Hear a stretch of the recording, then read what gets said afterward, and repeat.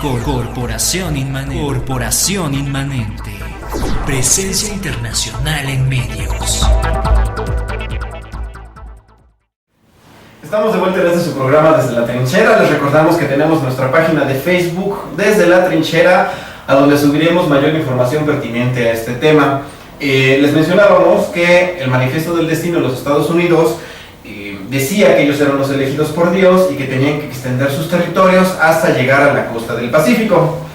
Entonces, durante estos años, los Estados Unidos adquieren poco a poco territorios y sube al poder a un hombre que es muy importante en este periodo, cuyo nombre fue James Polk.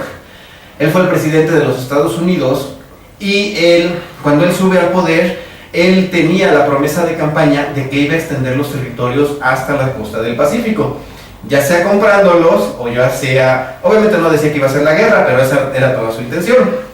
Entonces, cuando James Polk sube al poder, manda, lo que hacen es que Texas se une a la Unión, Texas se vuelve un estado más de los Estados Unidos y James Polk manda a un emisario allá a la Ciudad de México con la intención de decirles a los mexicanos, en primera, que quiere comprarles el territorio de Texas, en segunda, que no se les olvide que les debíamos algunos millones de dólares, y entonces era una coacción, era una forma de que me debes dinero, pero si quieres te voy a dar otros 30 millones de dólares y me das tu territorio, y ahí muere.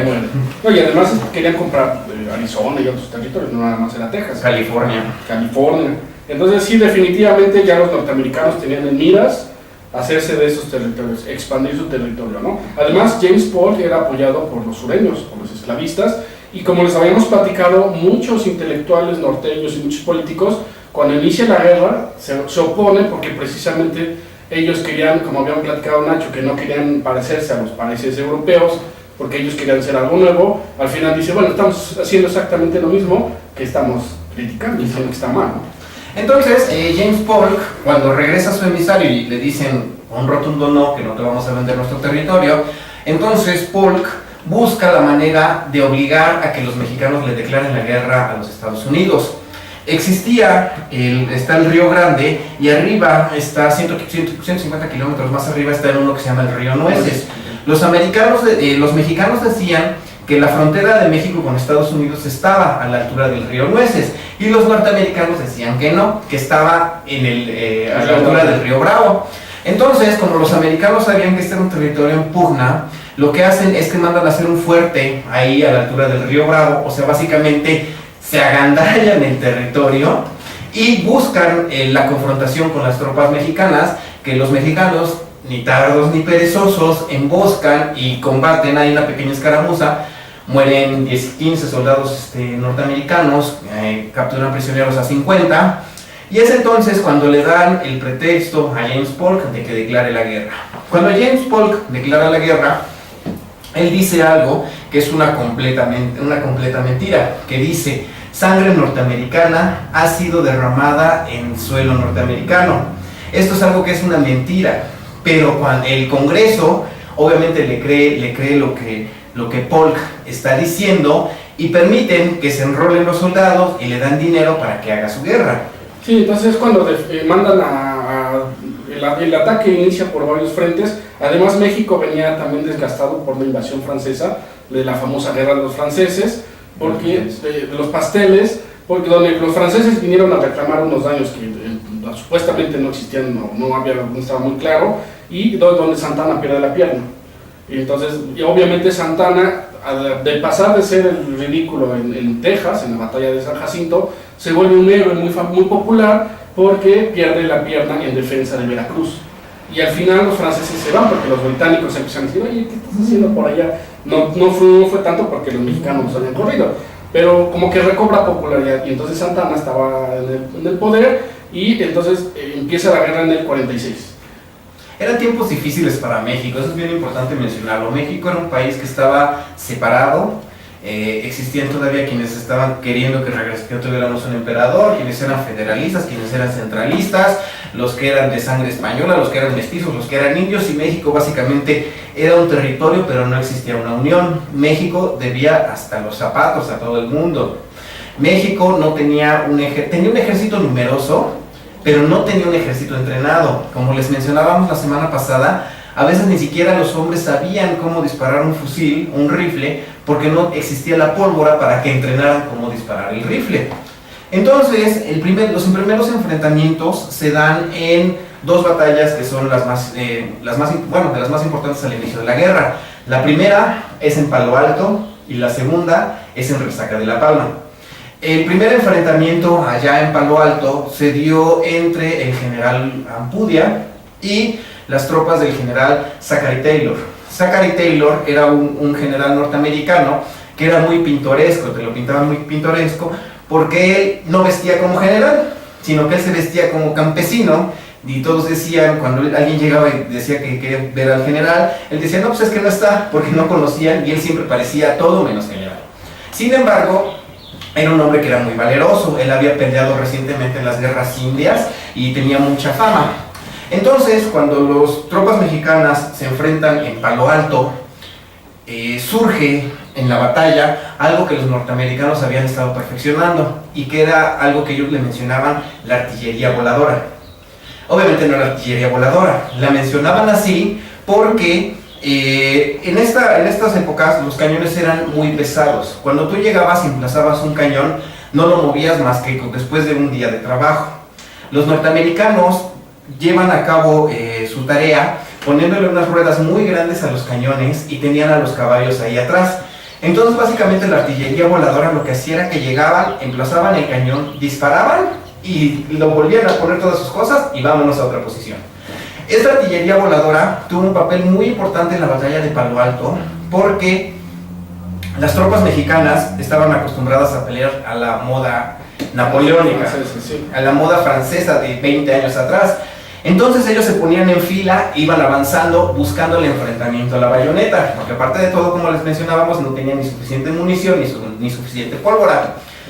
Entonces los mexicanos comenzaban a avanzar y los americanos lo que hacían era emplazar el cañón, utilizaban una munición que se llamaba el bote de metralla, que básicamente es como si fuera una escopeta gigante, aventaban metralla por todos lados y básicamente fusilaban a las tropas mexicanas. Entonces, en la batalla de Palo Alto, que duró un día, los mexicanos pierden estrepitosamente, los americanos apenas si pierden a 10 o 15 hombres, mientras los mexicanos pierden a 300 o 400, y lo que hace el general Ampudia es retirarse, porque ya vio que no es rival para Zachary Taylor. Él se retira a otro lugar que él escoge, que se llamaba Resaca de la Palma. En Resaca de la Palma sucede exactamente lo mismo. Vuelven a ser derrotadas las tropas mexicanas y lo que es de destacarse en Resaca de la Palma es que estaba el río Bravo, el río Grande. Y entonces cuando las tropas mexicanas se dan cuenta de que los americanos se les vienen encima y que no los van a poder detener, se arrojan al río y se ahogan una gran parte de ellos porque no sabían nadar y era tanto el terror que sentían de ver a los americanos que se les venían encima que se ahogan un montón de soldados mexicanos. Mientras están las operaciones terrestres allá en el norte, los norteamericanos también habían desplazado su flota marítima y entonces habían creado un bloqueo comercial en los puertos más importantes. Y mientras están las batallas en el norte, hicieron un intento de desembarco, uno en Veracruz y otro en Tabasco. Y es algo muy curioso porque, nosotros conocemos algo de historia militar, no somos expertos, pero yo jamás había leído acerca de las dos batallas de Tabasco, donde en la primera les dan una paliza a los norteamericanos impresionante. Llegan los norteamericanos, dicen, ¿saben qué? Pues venimos, vamos a apoderarnos de la plaza. El gobernador dice, no, pues por aquí no pasan, y empiezan los cohetazos y los norteamericanos se retiran vencidos. Y es algo muy curioso, fue de las pocas batallas donde los mexicanos vencieron.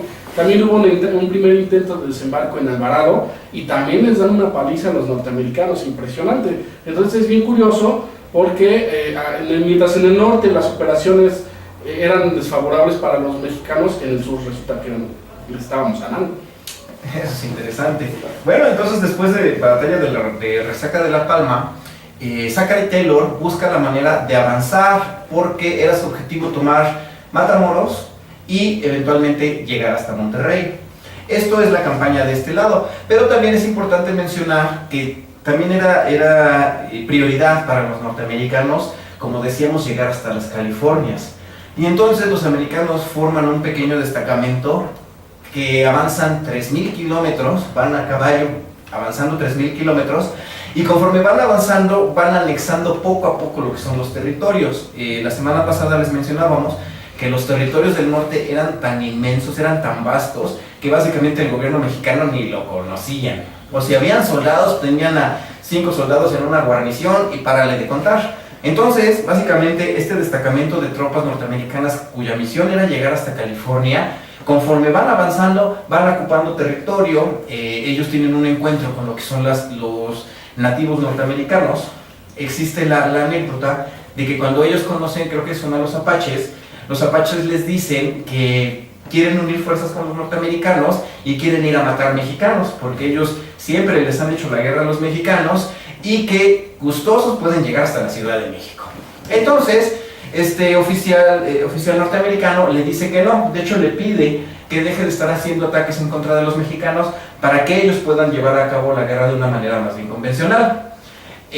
Lo que no sabe el jefe apache es que eventualmente va a salir peor el remedio que la enfermedad, ¿no? Porque ellos decían que los mexicanos eran unos desgraciados, pero las guerras indias pues básicamente acaban con toda la raza de los nativos americanos. Aquí también algo que es importante es que surge lo que es el batallón de San Patricio, más o menos por esta fecha. Los irlandeses venían en gran masa porque allá en Irlanda había una hambruna.